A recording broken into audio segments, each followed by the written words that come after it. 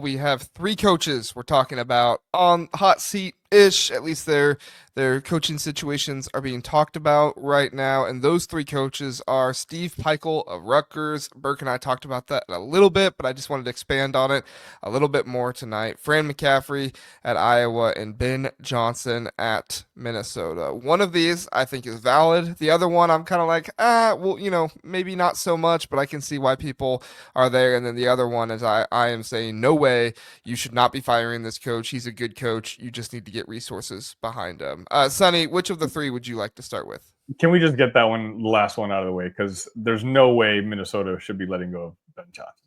Is that You are is that correct. the guy? You are I mean, correct. Yes. there's So just no way.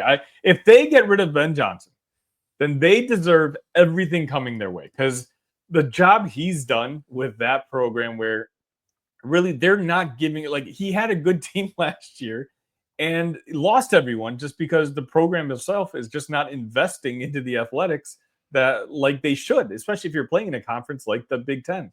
So I think I saw that article. I think it was what Kent, our friend Kent, casual, your friend Kent, casual Big Ten, tweeted out. Talking about how he might be on the hot seat, and there's certain donors that want him gone. I think that's absolutely ridiculous.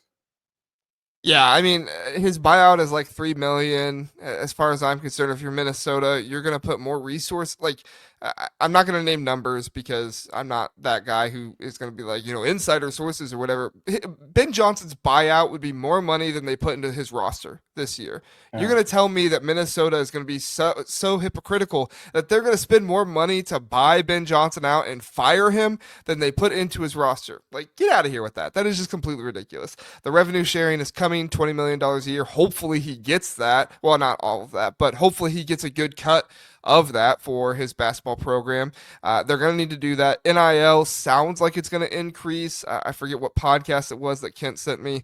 Didn't send it to Sonny because he didn't like Sonny, but he sent it to me, where they were talking about the donors only want to give to NIL if Ben Johnson is gone. Like, this just screams mismanagement of the Minnesota basketball program to me. And really, I say that not to disparage the fans and say their program stinks or anything. I say it for the fans. It was the same thing Zach and I were saying about Minnesota when we were talking about Corey Heatherman, the defensive coordinator, leaving for Miami because they got outbid. It's like, if you want a good program, you have to put money into it. And if Minnesota wants a good program, you can pay Ben Johnson, and that's fine, but you got to put money behind him on this roster and give him players that are good enough to go and actually win with. Now, Dawson Garcia is good enough. Lakai Patterson has been a welcome surprise, but you went into this season thinking Brennan Rigsby was going to be your starting point guard, and you should have never thought Brennan Rigsby was going to be your starting point guard. He had an excellent game at the end there.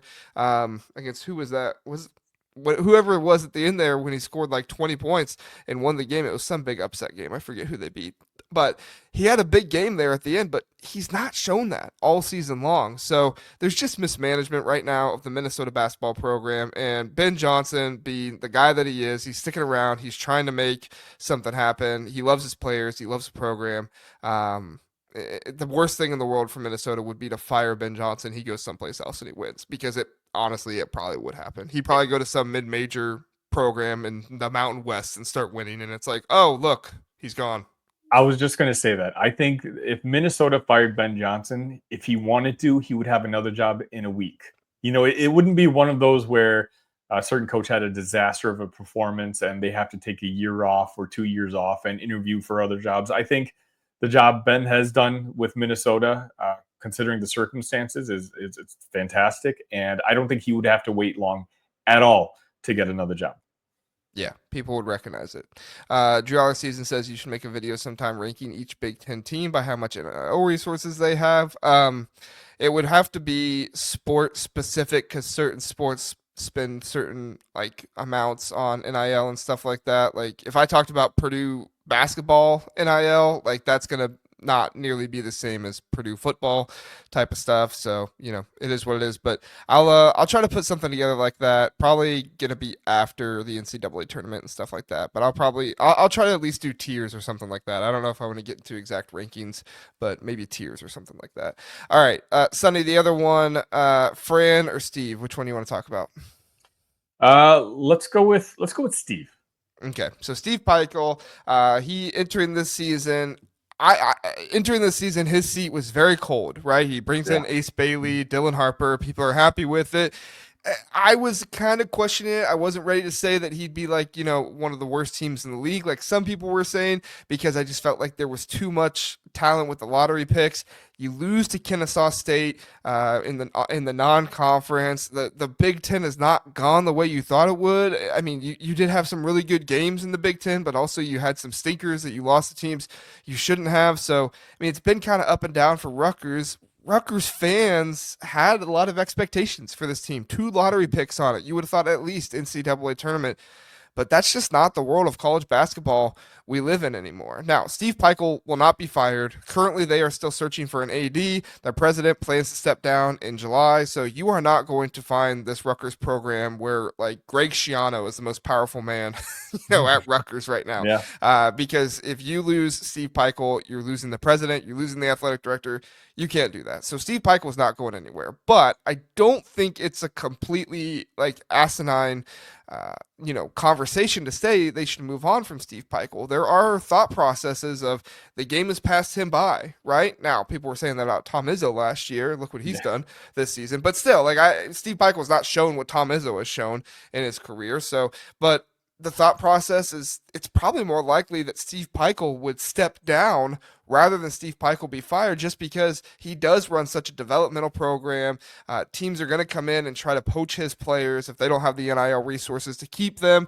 And at the same time, like he's not somebody that's going to want to go into the transfer portal and try to get all these new players. And because that's just not the brand of basketball that Steve Peichel plays. And that's not this current situation, this current system doesn't fit him super well, but they can't move on from him this offseason. What are your thoughts, Sonny?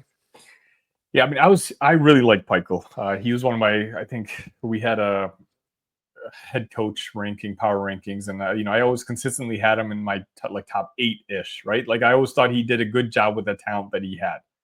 This year, though, I mean, you're talking about he's failed this year. He's failed, no doubt about it. So, in that regard, if the conversation turns to, hey, if you have two literally lottery picks, not just lottery picks, top 5 draft picks, and you can't win with that, then Rutgers just has to figure out what they want to be because they've got the NIL that we talked about before. They're in a hotbed of basketball, talent. And, if Steve Peichel's not the guy, like you said, maybe at this point, he better serves at a program like a Minnesota.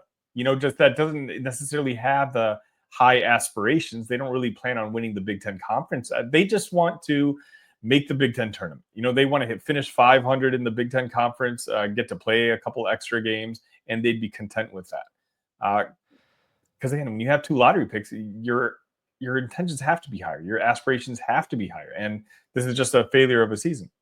Yeah, I mean, it's similar to what went on at Indiana this year, which is they spent so much NIL on their roster, and Mike Woodson has gotten this team to be a bubble team, which things have looked good here recently. They beat Purdue, and the team's looking better. But at the end of the day, like Indiana fans remember how much money was spent on this team, and if you're going to spend that much money on NIL, which isn't necessarily all Indiana fans' money, but still, if you're going to spend that many resources into the program just to be a bubble team every year, like you have to move on from that. And I think Rutgers fans are going through some similar thought processes here with Steve Peichel, which I think are warranted, but at the same time, like just looking from the outside, looking in, like Steve Peichel, he's more likely to step down than he is to be fired, just with everything going on in that program the way it is.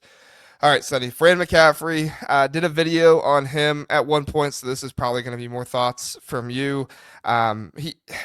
He has brought Iowa to heights that other coaches have not. Iowa's not been, known to be this program that does amazing things in the NCAA tournament and stuff, but he's also not got out of the first weekend of the NCAA tournament. He's had NBA talent on his roster. He's done a good job of putting teams together.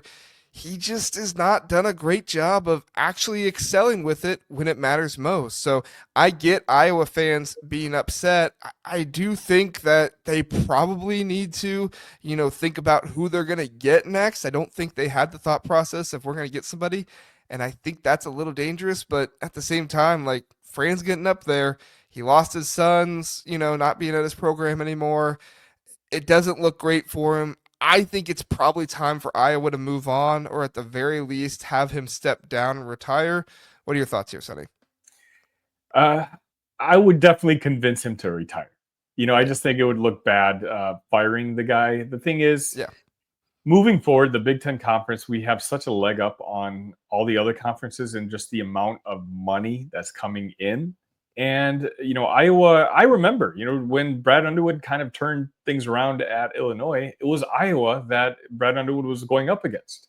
You're talking about Garza and Kofi, those battles. And, Iowa was winning the Big Ten Conference. And as you said, they just didn't have the postseason success that you would kind of hope for with teams that good.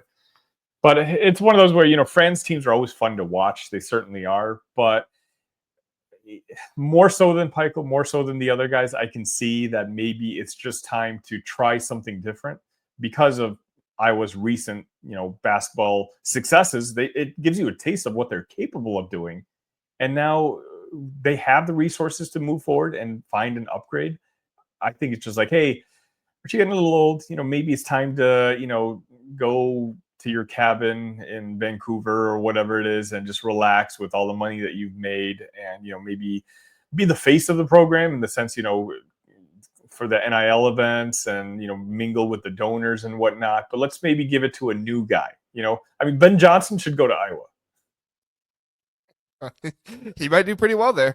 Yeah. I think they're probably looking at another Ben. I think they're probably looking at Ben McCollum a little bit Mhm. from Okay. Drake, which I don't think would be a bad hire. I Yeah. think Yeah. that would Yeah. be good for them. I think DeVries would be better from West Virginia. Personally, I think he's just more seasoned and has been at a higher level for a year, so that might be better for him. But either way, and I said this in my thing too. Like this is hard to like say too much on because I don't know Fran McCaffrey personally, but this will be the last thought, and then we'll get out of here, Sonny.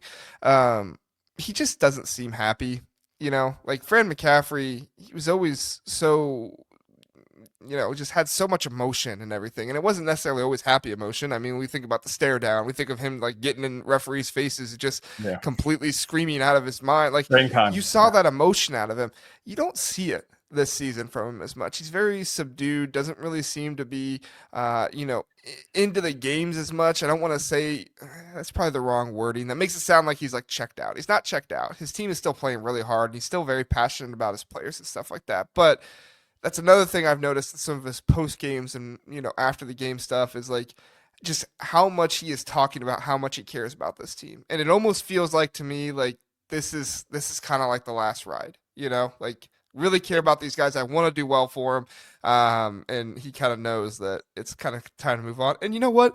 All his sons are in the same place. They're all over in Indiana. Just move to Indiana and go be with your sons, man. Like I promise you'll be much happier watching your son coach at I think he's coaching at Butler. And you know what? You get to go see Caitlin Clark on the weekends play for the what's that WNBA team. You get to go see her play the Fever.